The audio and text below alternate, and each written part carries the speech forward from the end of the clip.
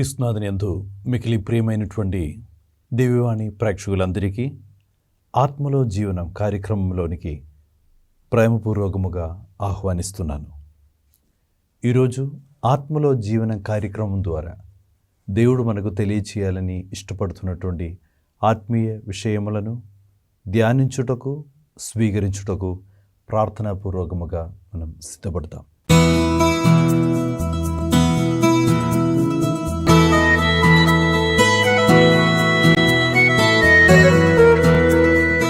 ప్రియమైనటువంటి సహోదరి సహోదరులారా, ఈరోజు ఆత్మలో జీవన కార్యక్రమం ద్వారా దేవుడు మనల్ని ప్రేరేపిస్తున్నటువంటి శ్రేష్టమైన వాక్య భాగము కీర్తన గ్రంథం 94వ అధ్యాయం 14వ వాక్యం.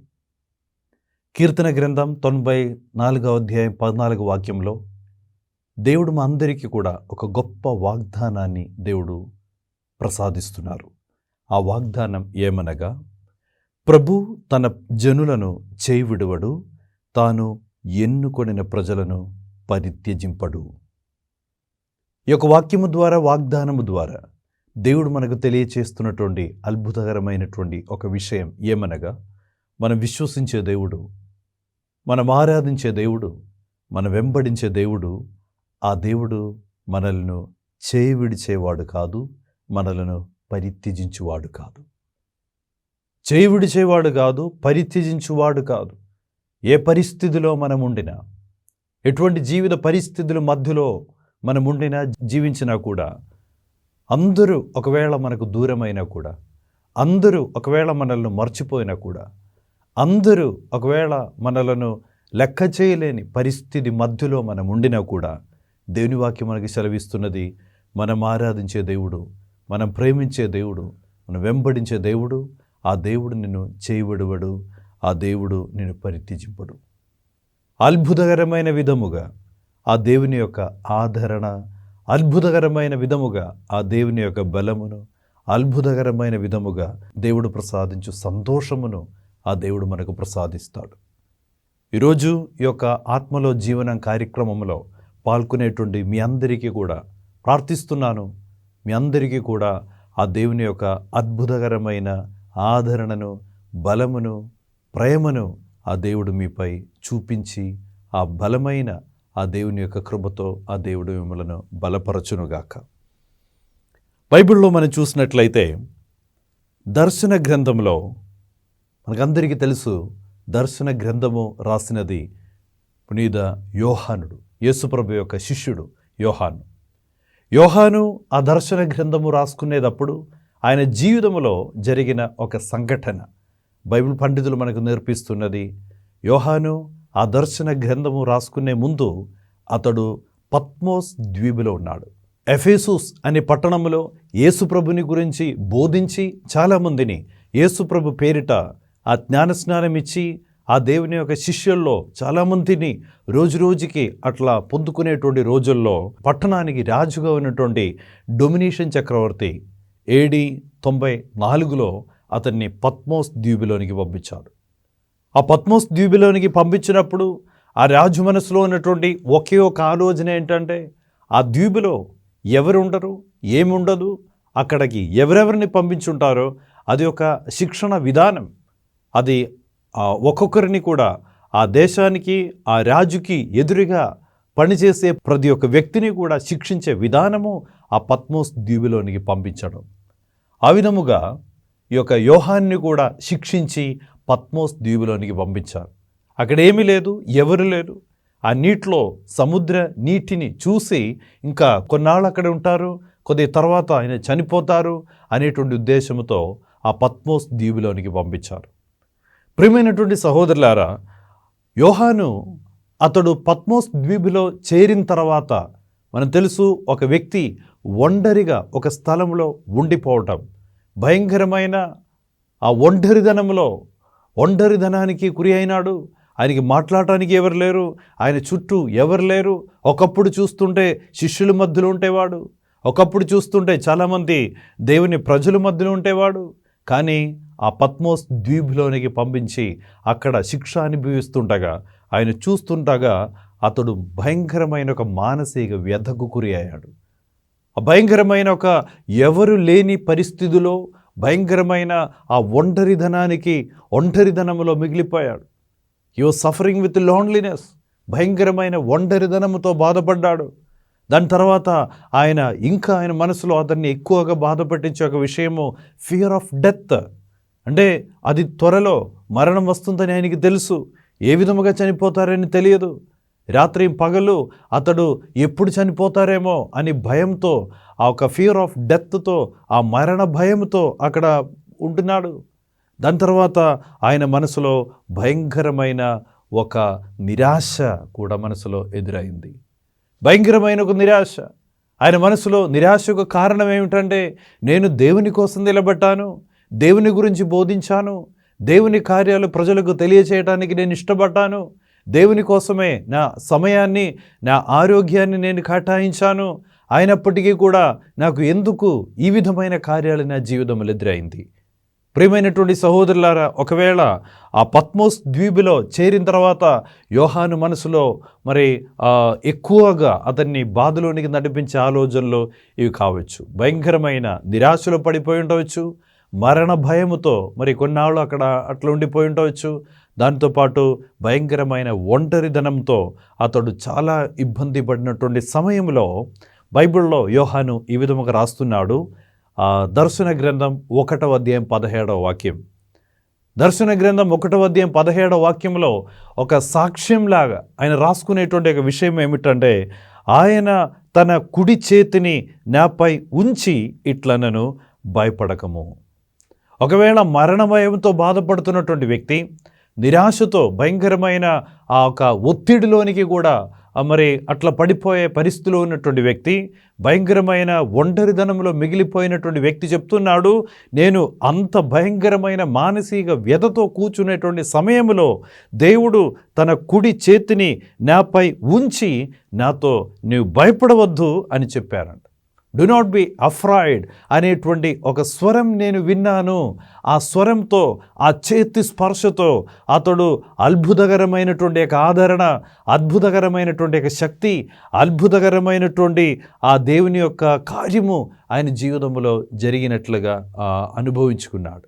దాని తర్వాత ఒక నూతనమైన ఒక నిరీక్షణతో, నూతనమైన ఉత్సాహముతో, నూతనమైన సంతోషముతో మరలా చనిపోయే వరకు కూడా బ్రతికాడు. ప్రియమైనటువంటి సహోదరి సహోదరులారా, ఈరోజు మనకు దేవుడు తెలియచేస్తున్నటువంటి ఒక గొప్ప విషయం ఏమనగా, ప్రభు తన జనులను చేవిడువడు, తను ఎన్నుకొనిన ప్రజలను పరిత్యజింపడు.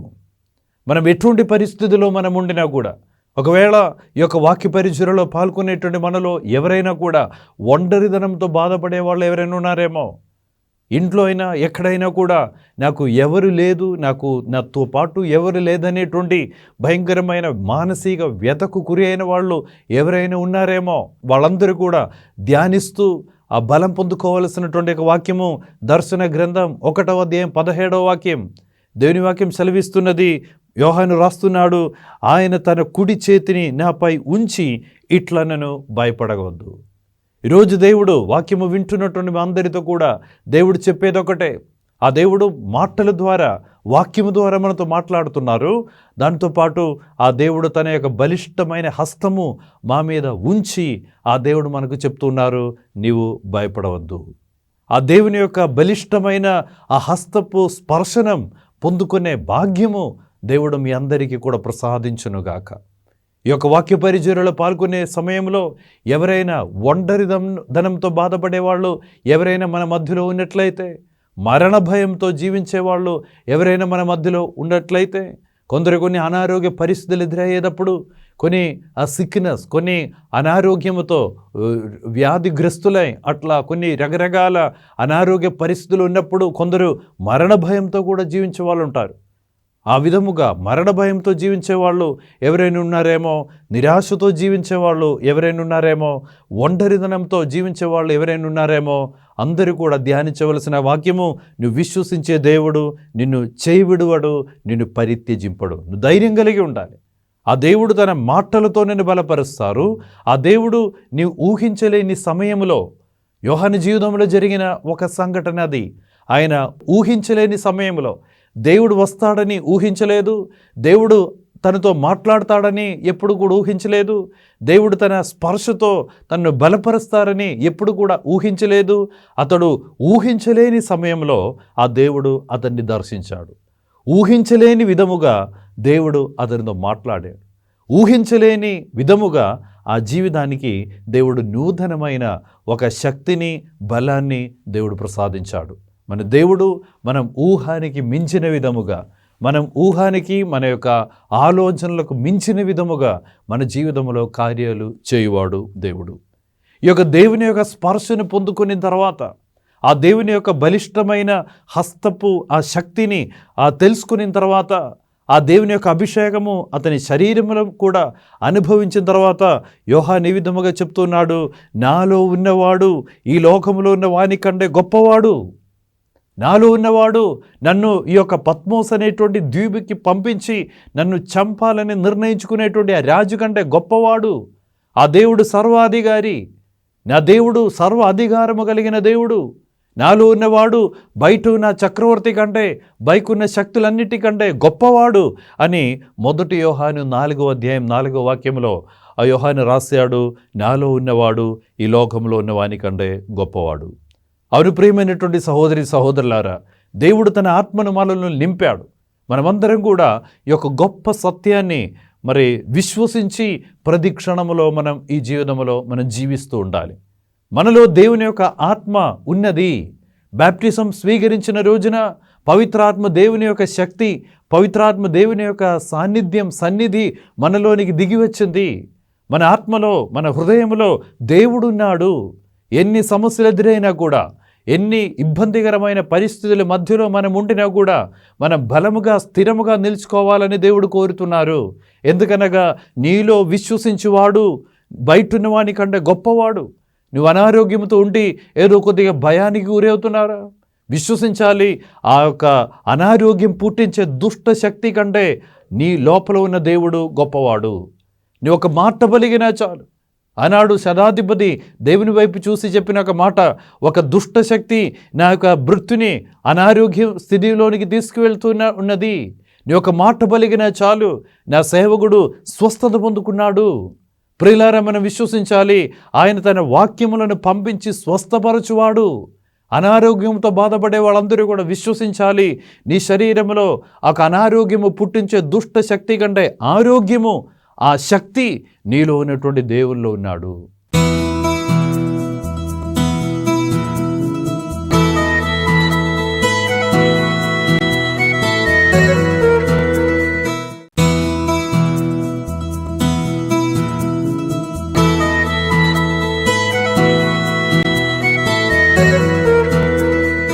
ఆ దేవుని మనసులో ధ్యానిస్తూ మనం చెప్పాలి, నాలో ఉన్నవాడు లోకంలో ఉన్న వాని కంటే గొప్పవాడు.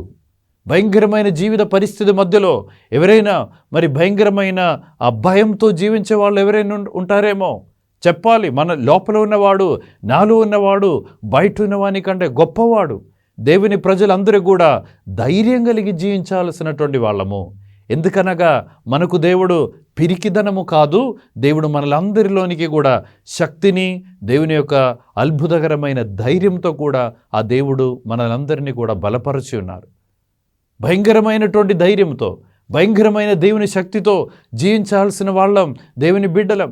అందుకే పౌలు ఈ విధముగా చెప్తూ ఉంటారు, క్రీస్తు ప్రేమ నుండి నన్ను ఎవరు వేరు చేయగలరు? నాలో ఉన్నవాడు ఈ బయట లోకంలో ఉన్న వాని కంటే గొప్పవాడు. ఆ క్రీస్తు ప్రేమ నుండి నన్ను ఎవరు వేరు చేయగలరు? ఈరోజు ప్రార్థిస్తున్నాము, ఈ యొక్క వాక్య పరిచర్యలో కూర్చొని ఈరోజు ఈ వాక్యము ధ్యానిస్తున్నటువంటి మీ అందరి మీద దేవుడు తన కుడి చేతి దేవుడు మీపై ఉంచి అద్భుతకరమైన విధముగా ఆ దేవుడు మిమ్మలను బలపరచునుగాక. హీబ్రూ భాషలో ఒక పదం ఉన్నది. ఆ పదం కసాక్ అనేటువంటి ఒక పదం ఉండేది. కసాక్ అనేటువంటి పదం, దానికి అర్థం ఏంటంటే, ఇంగ్లీష్ భాషలో కసాక్ అనే పదానికి అర్థం గ్రిప్పు అనగా పట్టు అని కూడా అర్థం ఉన్నది.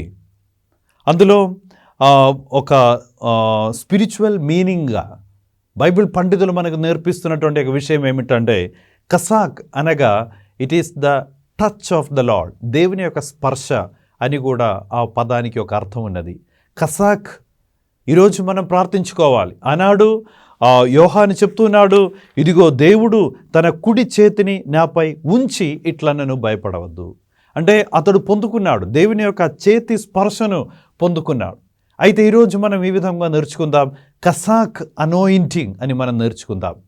కసాక్ అనోయింటింగ్ అనగా ఆ దేవుని యొక్క చేతి స్పర్శ, the touch of the lord, అది మన జీవితాలను బలపరుస్తుంది. దేవుని యొక్క స్పర్శ నువ్వు పొందుకుంటే, దేవుని యొక్క స్పర్శ నువ్వు అనుభవిస్తే అద్భుతకరమైన విధముగా నీ జీవితాన్ని ముందుకు కొనసాగించుటకు సాధ్యమవుతున్నది. నీకు శత్రువు ఎవరు? పౌలు అడుగుతుంటారు, క్రీస్తు మన చుట్టూ ఉండగా, క్రీస్తు మన పక్షముగా ఉండగా ఇంకా మనకు విరోధి ఎవరు? నీ దాపున 1000 మంది కూలవచ్చు, నీ కుడి ప్రక్కన 10,000 మంది పడినను నీకు మాత్రం ఏ ప్రమాదము కలగదు అని దేవుని వాక్యం సెలవిస్తున్నది. సో ఈరోజు మనం ప్రార్థించాలి, దేవా ఆనాడు యోహాను పొందినటువంటి కసాక్ అనోయింటింగ్ నా జీవితంలో కూడా, నా మీద కూడా ప్రసాదించుము దేవా. నీ యొక్క చేతి స్పర్శతో బలము పొంది అద్భుతకరమైన నీ ఆదరణను అనుభవించి జీవించే ఆ కృపను, ఆ ధన్యతను నాకు ప్రసాదించమని ఈరోజు మనం ప్రత్యేకంగా ప్రార్థించాలి. బైబిల్లో ప్రియమైనటువంటి సహోదరి సహోదరులారా, ఒక విధముగా చెప్పాలంటే ఈ కసాక్ అనోయింటింగ్ అనగా దేవుని యొక్క చేతి స్పర్శ అభిషేకము పొందినటువంటి కొందరిని మనం బైబిల్లో చూసినట్లయితే మొట్టమొదటిగా అటువంటి ఒక అభిషేకముతో జీవించిన వ్యక్తి అబ్రహాము. అబ్రహాము మనల్ని నేర్పిస్తున్నటువంటి ఒక విషయం ఏమిటంటే, ఆ దేవుని యొక్క చేతి స్పర్శతో నువ్వు జీవించాలంటే ఆ దేవుడు చెప్పిన మాటలకు విధేయత చూపించి నీ జీవితాన్ని పూర్తిగా దేవునికి అంకితం చేస్తూ నీ ఉండుము. విధేయత చూపించు. అబ్రహాము దేవునికి విధేయత చూపించారు. దేవుడు అబ్రహాముతో అడిగారు, నేను చూపిస్తున్నటువంటి దేశంలోనికి నువ్వు వెళ్ళాలి, నీ ఇంటిని, నీ ఇంటి వాళ్ళందరినీ కూడా వదిలిపెట్టి నేను చూపించిన దేశంలోనికి నీవు వెళ్ళాలి, నేను నీకు తోడుగా ఉంటాను. ప్రియమైనటువంటి సహోదరులారా, దేవుడు చెప్పినట్లుగా అబ్రహాము ఇంటిని, కుటుంబ సభ్యులందరినీ కూడా వదిలిపెట్టి దేవుడు చూపించిన దేశంలోనికి వెళ్ళారు. ఆ దేవుని యొక్క హస్తము అతని మీద దేవుడు ఉంచి అన్ని ఆపదల నుండి కాపాడి అద్భుతకరమైన విధముగా దేవుడు అతన్ని నడిపించారు. బైబిల్లో ఇంకా మనం చూసినట్లయితే ఆ కసాక్ అనోయింటింగ్ అనగా ఆ దేవుని యొక్క స్పర్శ పొందుకోవాలంటే మనం ఏ విధముగా జీవించాలంటే మనకు దావీదు జీవితం నుండి మనం నేర్చుకోవచ్చు. దావీదు పాపం చేసి పడిపోయాడు, కానీ బైబిల్లో మనం చూస్తున్నాము, అతడు చెప్తున్నాడు, దేవా నీకే ద్రోహముగా నేను పాపం చేశాను, నేను పశ్చాత్తాపపూరితమైన మనసు, పశ్చాత్తాపపూరితమైన హృదయమే నేను నీకు అర్పించిన బలి అని చెప్పుకొని, అని ఒప్పుకొని తన జీవితాన్ని దేవునికి సమర్పించాడు. ఈరోజు మనం తెలుసుకోవాలి, ఎవరెవరు పశ్చాత్తాపపూరితమైన హృదయముతో దేవుణ్ణి వెంబడిస్తుంటారో, ప్రార్థిస్తుంటారో వాళ్ళ మీద దేవుడు తన యొక్క ఆ చేతి స్పర్శ ఆశీర్వాదము దేవుడు దయచేస్తాడు. అందుకే కీర్తన గ్రంథం 94వ అధ్యాయం 18వ వాక్యం, దేవుని వాక్యం దావీదు ఈ విధంగా రాస్తున్నాడు, ప్రభు నేను కాలు జారి పడిపోవుచున్నాను అని నీతో చెప్పిన వెంటనే నీవు నన్ను రక్షించావు. అద్భుతకరమైనటువంటి ఒక వాక్యం. దావీదు చెప్తున్నాడు, దేవా నేను కాలు జారి పడిపోవచ్చున్నానని నీతో చెప్పిన వెంటనే నీవు నన్ను రక్షించావు. నేను పడిపోతున్నా, నా శక్తి వలన నిలబడలేని పరిస్థితిలో నేను ఉన్నాను, నా శక్తి వలన ముందుకు వెళ్ళలేని పరిస్థితిలో నేను ఉన్నాను. కానీ నేనేం చేశాను, నేను దేవునితో చెప్పాను, దేవా నేను పడిపోవచ్చున్నాను తండ్రి, అన్లెస్ నీవు నన్ను పట్టుకోలేకపోతే, నీ చేతి స్పర్శతో నేను బలము పొందలేకపోతే నేను ఒకవేళ పడిపోతారేమో. దేవుని వైపు చూసి ప్రార్థించినప్పుడు దేవుడు అతనిని చేయి చాపి రక్షించాడు. కసాక్ అనోయింటింగ్ పొందుకున్నాడు, దేవుని యొక్క చేతి స్పర్శ అనుభవించాడు, ఆస్వాదించాడు. ప్రియమైనటువంటి సహోదరులారా, ఆ దేవుని యొక్క చేతి స్పర్శ మనం పొందుకోవాలంటే పశ్చాత్తాపపూరితమైన హృదయముతో ఆ దేవునికి నువ్వు మొరబెట్టాలి. మూడవదిగా మనం చూసినట్లయితే ఆ దేవుని యొక్క ఆదరణ, దేవుని యొక్క అద్భుతకరమైనటువంటి ఆ చేతి స్పర్శను అనుభవించినటువంటి ఒక వ్యక్తి బైబిల్లో ఆదికాండములో హేనోక్ అనేటువంటి భక్తుని గురించి రాయబడి ఉన్నది. హేనోకు గురించి బైబిల్లో ఈ విధముగా రాయబడి ఉన్నది, హేనోక్ వాక్డ్ విత్ ద లార్డ్. హేనోకు దేవునితో కలిసి నడిచాడు. ఎప్పుడు కూడా దేవునితో ఉండాలని ఒక జ్ఞానం కలిగిన వాడు, నా మీద ఎల్లప్పుడూ కూడా ఆ దేవుని యొక్క అభిషేకం ఉండాలి, ఆ దేవుని యొక్క చేతి స్పర్శపు అభిషేకంలోనే నేను జీవించాలనేటువంటి ఉన్నతమైన జ్ఞానముతో జీవించినటువంటి యొక్క దైవభక్తుడు హేనోక్. ఈరోజు హేనోక్ జీవితం వల్ల నేర్పించేది ఏంటంటే, ఎవరెల్లా ఆ దేవునితో కలిసి నడవాలని నిర్ణయించుకుంటారో, ఎవరెవరు దేవుని యొక్క సన్నిధిలో ఉండాలని కోరుకుంటారో, ఎవరెవరు దేవుని సన్నిధాన్ని ఇష్టపడుతుంటారో వాళ్ళందరి మీద కూడా దేవుడు ఆ కసాక్ అనాయింటింగ్ దేవుడు ప్రసాదిస్తాడు.